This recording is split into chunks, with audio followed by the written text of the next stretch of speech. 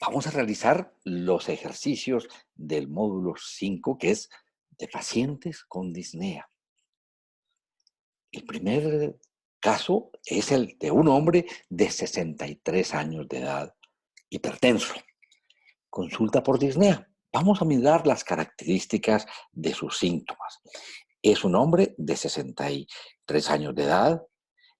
Hace 15 años le diagnosticaron hipertensión arterial. Desafortunadamente, los controles no han sido satisfactorios. Ahora consulta por una disnea que ha sido progresiva en los 6 meses. Inició de grandes esfuerzos, está ahora de medianos esfuerzos. Al examen físico, su presión arterial no está adecuadamente controlada, tiene 160/90, una frecuencia cardíaca de 60 por minuto, ese pulso es fuerte, rítmico. Se evalúa distensión yugular, no la hay, pero sí hay crépitos basales pulmonares, bibasales. El punto de máximo impulso está en el quinto espacio intercostal izquierdo, 2 centímetros fuera de la línea medioclavicular, y se ausculta un soplo sistólico 2 de 6 en el foco mitral. No se encuentra hepatomegalia, no hay edema de miembros inferiores. Ese paciente recibe verapamilo e hidroclorotiazida. Bueno, tenemos un cuadro clínico que todos están pensando en el diagnóstico de una falla cardíaca, y la idea es proponer una hipótesis diagnóstica bien elaborada para definir un plan a seguir con el paciente de estudio y de manejo. Dentro de los estudios que le hicieron al paciente está un electrocardiograma que nos va a ayudar a plantear su hipótesis diagnóstica y definir el manejo del paciente. Aquí tenemos las 12 derivaciones. Pueden parar la grabación, mirarlas cuidadosamente. Y se nos plantean estas preguntas. Fundamentalmente, estamos encontrando un paciente con hipertensión arterial, un PMI desplazado a la izquierda. Estamos sospechando que tiene una falla cardíaca y probablemente que su causa sea una cardiopatía hipertensiva, de manera que definir si tiene hipertrofia ventricular izquierda es muy importante. Entonces, nos preguntan sobre los diferentes criterios para definir hipertrofia ventricular izquierda.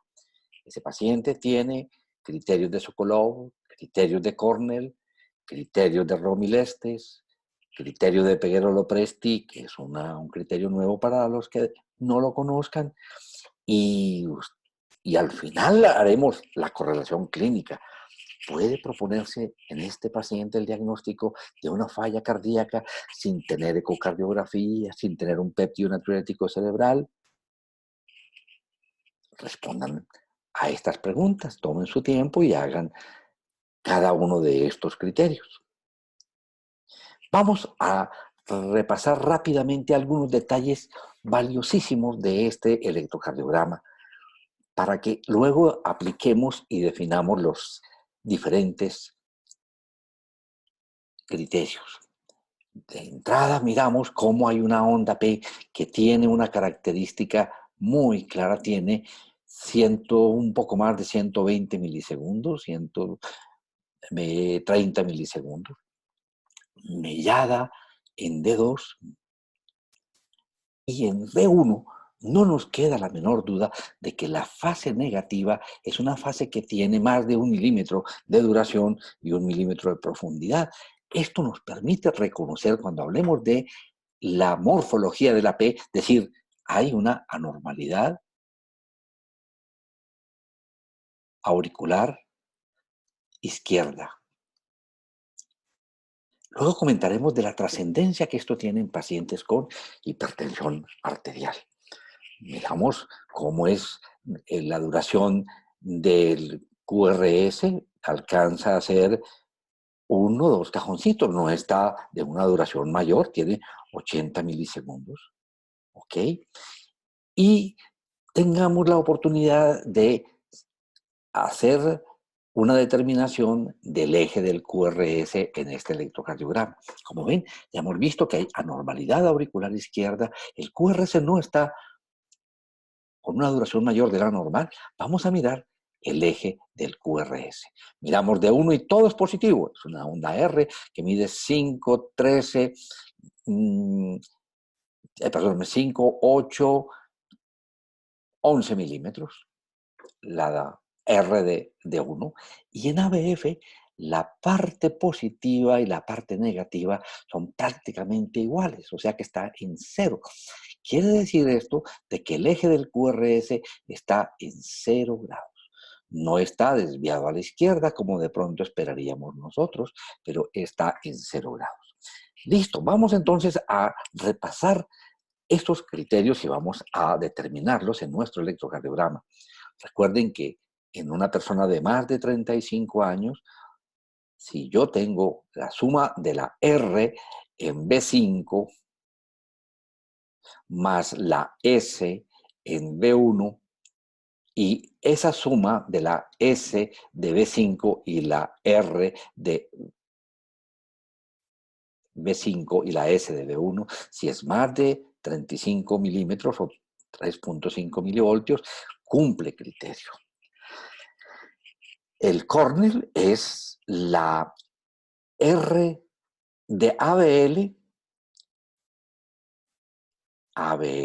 más la S de B3.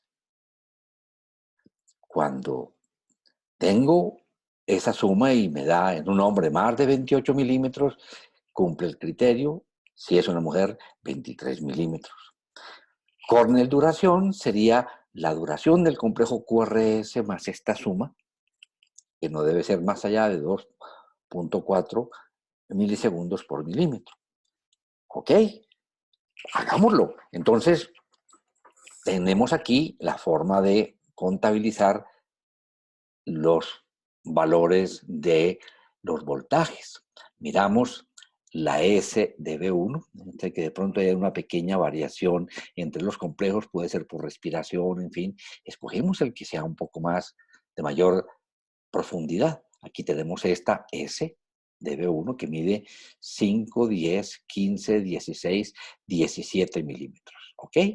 Entonces tenemos S de B1, 17 milímetros. O podríamos decir, como está la estandarización, 1 milivoltio 10 milímetros, 1.7 milivoltios. Y miremos la R de B5.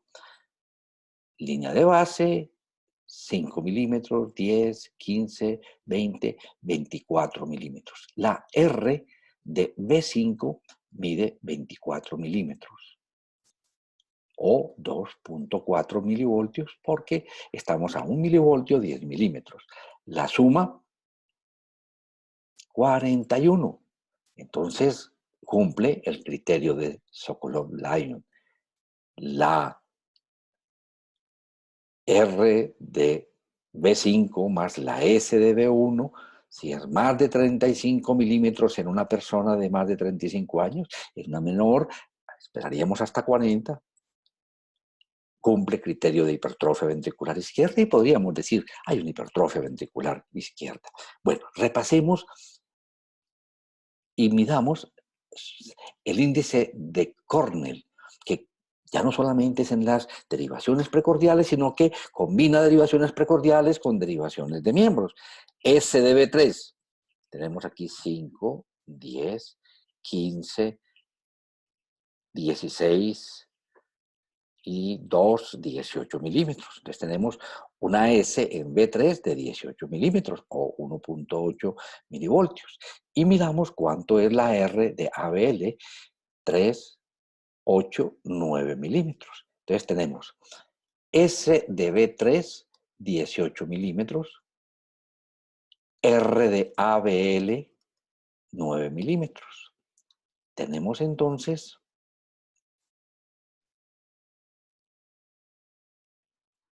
27. ¿Ok? Entonces, en este paciente podemos decir que está en el puro límite. Posiblemente 27, 28 milímetros probablemente no nos hace mucho la diferencia, ¿cierto? 5, 10, 15, 16, 17, 18, casi 19 milímetros. Ustedes que estamos realmente muy cerca de los 28 milímetros. Podríamos decir, está en el borde, ¿de acuerdo? La determinación de la duración, Cornell duración, sería multiplicado esto por 80 milisegundos, que ya vimos que era la duración de nuestro complejo. Y entonces, esta multiplicación nos da, vamos a hacerla en un momentico, tenemos 27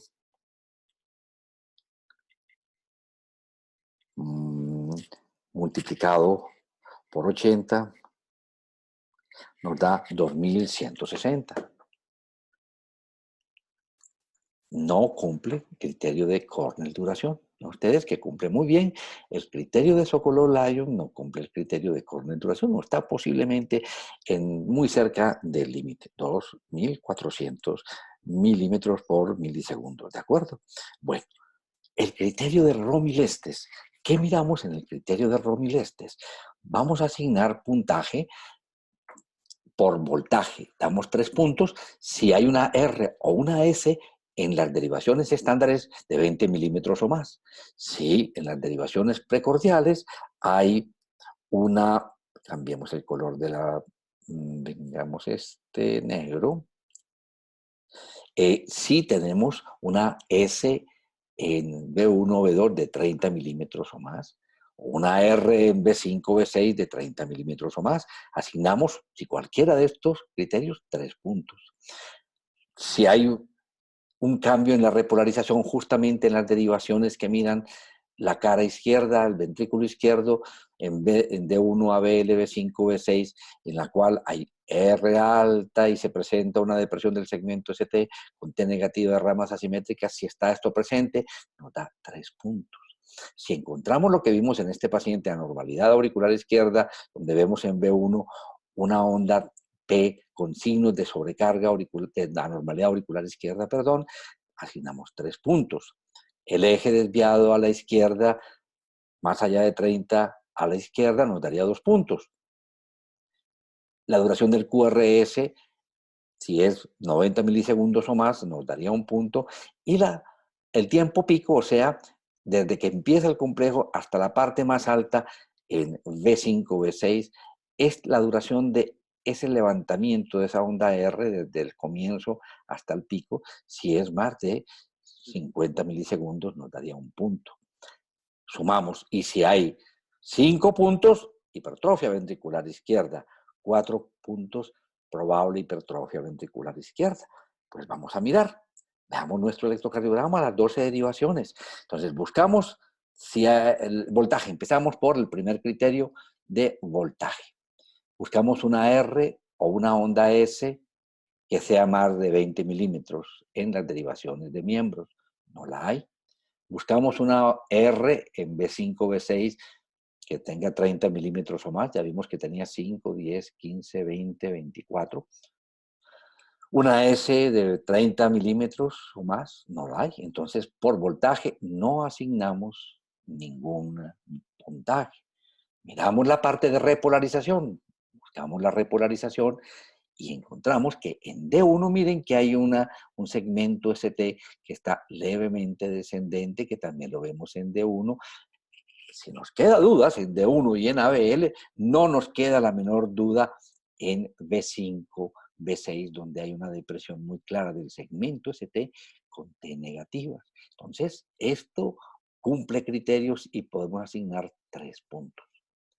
Sigue, si hay signos de anormalidad auricular izquierda. Ya vimos que sí la hay, que aquí tenemos un signo, pero ese no es el que utilizamos, sino lo que se aprecia en B1, y en B1 vemos cómo hay una fase negativa que es profunda, que tiene más de 1 milímetro de profundidad y de duración. Entonces aquí asignamos 3 puntos. Fíjense ustedes que ya no necesitamos avanzar más, porque aquí tenemos 6 puntos y eso solo nos permite decir hipertrofia ventricular izquierda según el criterio de Romilestes. Seguimos. El eje desviado a la izquierda no lo tenemos. 0. La duración del complejo QRS mide 80 milisegundos. No cumple criterio de 90 milisegundos o más, 0. Y de flexión intrínsecoide, o mejor como lo llamamos ahora, tiempo pico, desde el comienzo del inicio de la despolarización ventricular hasta el tope máximo, es muy cortica, no es lenta, menos de 50 milisegundos, 0. Entonces, en este caso tenemos romilestes. Apliquemos aquí la tablita y decimos que tenemos en la romilestes, encontramos que hay 0 puntos por voltaje, 3 puntos por repolarización, 3 puntos indirectos por la anormalidad auricular izquierda, 0 puntos el eje, 0 puntos duración, 0 puntos tiempo pico, en total 6 puntos. Nos permite decir hipertrofia ventricular izquierda. Y vamos ahorita a repasar lo que es el peguero Lopresti. Es un nuevo signo muy lógico en su concepción. Cuando tenemos un corazón normal, lo que pudo ser el corazón de este paciente cuando empezó su hipertensión arterial, la masa ventricular es normal y la forma como se despolariza el ventrículo izquierdo tiene esta dirección de derecha a izquierda hacia la parte posterior. Y miren cómo la transición perpendicular a ese vector se hace usualmente en B3. Entonces, lo positivo y lo negativo se asemejan. Este es el punto de transición. Ya en B4 aparece más lo positivo, una R notoria, a veces unas pequeñas ondas S. Cuando la masa ventricular se hace tan gruesa, modifica ese eje del QRS, no solamente en potencia, sino en ubicación, y esto hace de que la transición se modifique y aparezcan ondas S muy profundas en B4 y se profundicen las de B3. Entonces, nos proponen el que hagamos una suma de la S de B4 más la otra S más profunda que encontremos en el precordio. Si suman más de 28 milímetros en un hombre, es peguero Lopresti positivo, en una mujer más de 23 milímetros, es positivo. Entonces hagamos nuestro ejercicio. Buscamos B4, vean ustedes que es una S que mide 5, 10, 15 milímetros. Entonces, S de B4. Y buscamos la S más profunda, posiblemente la S más profunda, 5, 10, 15, 20, 5, 10, 15, 20 milímetros, pongámoslo. Entonces, tendríamos 15 y la S en B2 o en B3, que parece ser más o menos similar, de 20 milímetros. Fíjense ustedes que nos daría 35 milímetros. Entonces, en definitiva, en este paciente tenemos Sokolov, positivo. Cornell nos dio en el límite, no nos dio el Cornell duración. Romilestes, positivo. Y Peguero Lopresti, positivo. Creo que con mucha tranquilidad, después de tener por lo menos un criterio, 2 criterios, 3 criterios positivos, podemos decir, este paciente tiene una hipertrofia ventricular izquierda. Les quería decir lo de la P con signos de anormalidad auricular izquierda. En un paciente hipertenso puede que no aparezcan estos criterios de hipertrofia ventricular izquierda. Y lo primero que aparezca sea esto, la anormalidad auricular izquierda, y puede ser la primera manifestación de una disfunción de tipo diastólica. ¿Por qué? Porque empieza a hipertrofiarse el ventrículo izquierdo y entonces ese ventrículo que primero era de este grosor y le permitía a la aurícula vaciarse sin problemas, al empezar a engrosarse se hace más rígido y la aurícula izquierda tiene que esforzarse por hacer su vaciamiento y empieza a dilatarse y origina signos de anormalidad auricular izquierda. Entonces hay que estar muy atento en pacientes hipertensos de tomarle su electrocardiograma, no solamente buscar los signos de hipertrofia ventricular izquierda, sino mirar si hay este signo de anormalidad auricular izquierda, porque puede ser la primera manifestación de una disfunción diastólica, ¿de acuerdo?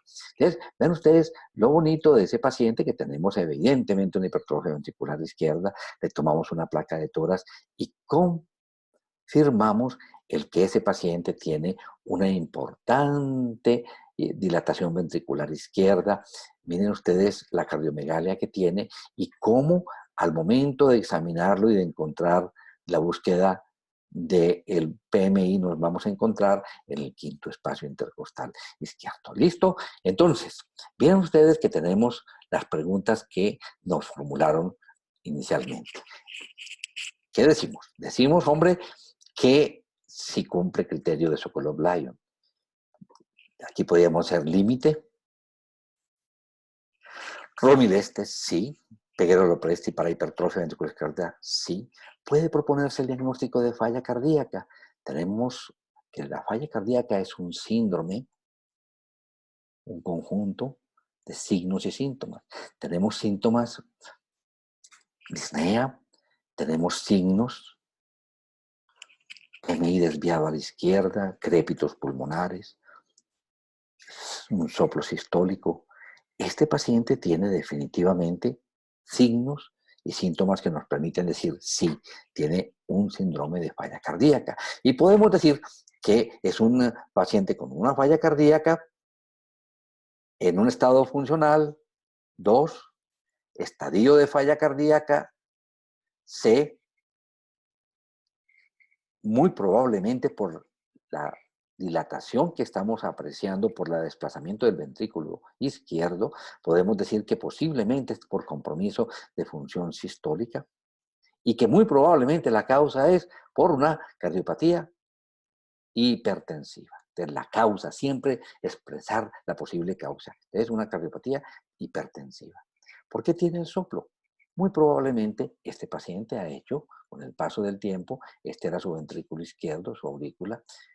Con el paso del tiempo, este paciente que tenía un grosor normal hizo una dilatación importante del ventrículo izquierdo, como lo vimos en la radiografía, dilató el anillo mitral y entonces ahora está dilatado, muy probablemente está el grosor se ha disminuido por remodelamiento y las hojas de la mitral no alcanzan a coaptar en el momento de la sístole y se origina esa regurgitación que posiblemente agrava la falla cardíaca en este paciente.